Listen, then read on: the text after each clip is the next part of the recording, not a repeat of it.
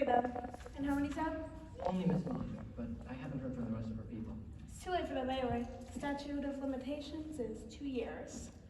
However, Miss Kooser is another story. She's in a position to make some trouble now.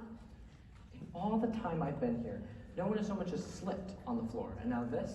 We're talking about 4 girls, out of how many hundreds we've employed? 600, 700 over the years. And some of them were sick when they got here.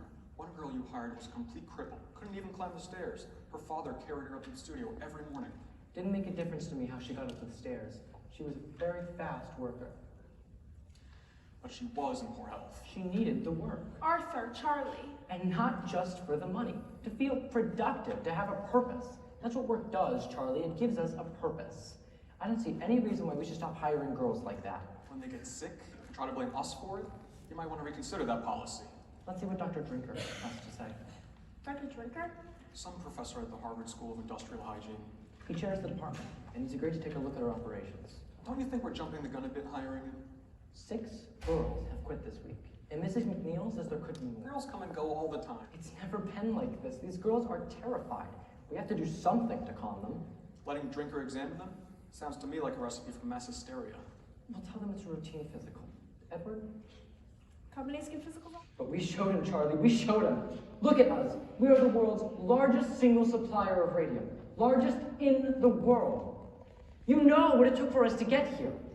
You think I'm going to stand idly by and let our good name be dragged through the mud? Trust me, Charlie.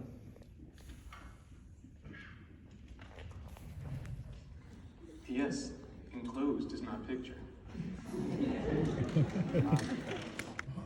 Neff could be very helpful to us. We should retain him.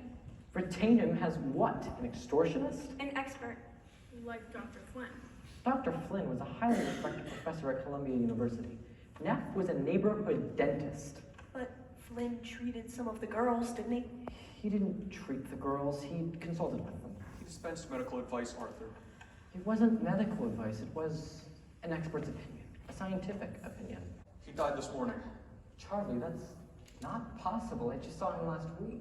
They were just here a month ago for cards. They were all just here. Martlin's already done the autopsy. He says it was a severe anemia. He's blaming the radium. The ledger's gonna run it on page 1. I told the reporter we would issue a statement at 8 o'clock. That's when he needs it, so it can run tomorrow. When are the services? Sorry? The services. I don't know. We'll send flowers, Diane. Of course, I'll call Louise. That's right, call Louise. I should go. Always in poor health, recently in decline. But Dan was never sickly. He was always out on the golf course or sailing or in his garden. Artie, he kept a beautiful garden.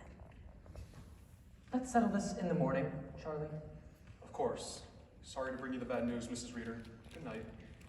Good night. Changed. Arthur, I know you and Dan were close, but you can't let that cloud your judgment. Bon Sashaki is going to testify. We can deal with him. How? Put more money in his pocket. Now you want to bribe him? Not a bribe. Consideration Consideration. for an expert witness. Whatever Barry is paying him, we'll just make a better offer. You don't understand guilt, do you, Charlie? Right now, I don't have the luxury of thinking about it.